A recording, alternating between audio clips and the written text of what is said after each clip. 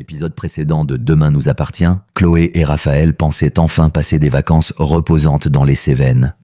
Mais leurs vacances ont rapidement viré au cauchemar.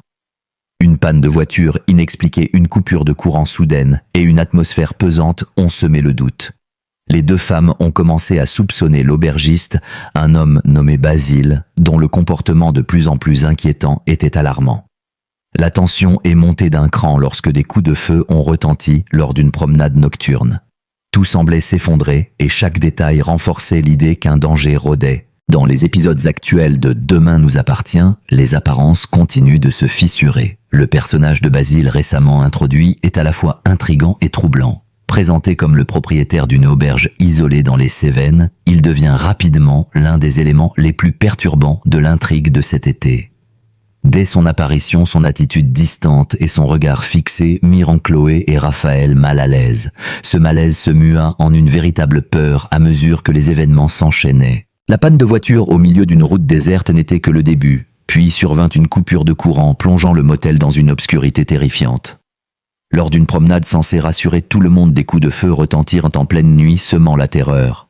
Enfin, une silhouette rôdant sous la pluie, traînant ce qui semblait être un corps enveloppé dans un tapis, instaura un sentiment d'angoisse palpable. Tous ces indices troublants laissaient présager que Basile cachait un lourd secret. Cependant, la révélation la plus perturbante fut son identité. Les téléspectateurs découvrirent que cet homme n'était pas le véritable Basile. Dans une scène choquante, il brûla la carte d'identité de celui dont il avait usurpé le nom.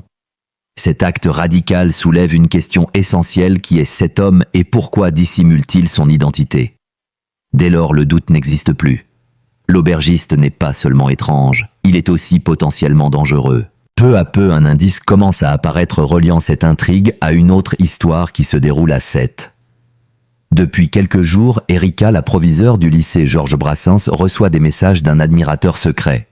D'abord discrets, ces signes d'intérêt deviennent rapidement intrusifs. Mal à l'aise, Erika finit par se confier à Sarah, consciente que la situation pourrait dégénérer. Le risque de harcèlement s'accroît. La police enquête alors sur la provenance des messages. Les résultats sont alarmants. Les messages proviennent de la région d'Alès, située au cœur des Cévennes. Une coïncidence qui n'est peut-être pas fortuite. Ce détail soulève toutes sortes de questions concernant l'imposteur Basile, qui vit désormais dans la même région. L'histoire se complique encore lorsqu'un extrait diffusé sur TF1+ montre cet homme marchant en direction de Sète. On le voit demander son chemin pour se rendre au lycée Georges Brassens, l'établissement où travaille Erika.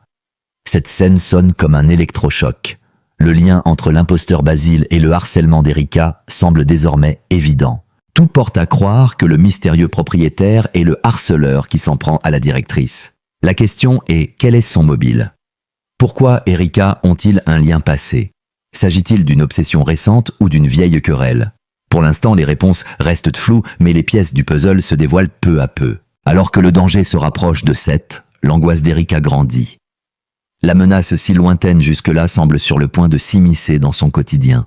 Les prochains épisodes promettent d'éclaircir cette sombre affaire tout en maintenant un suspense haletant. Si cette vidéo vous a plu, abonnez-vous à la chaîne pour en voir plus.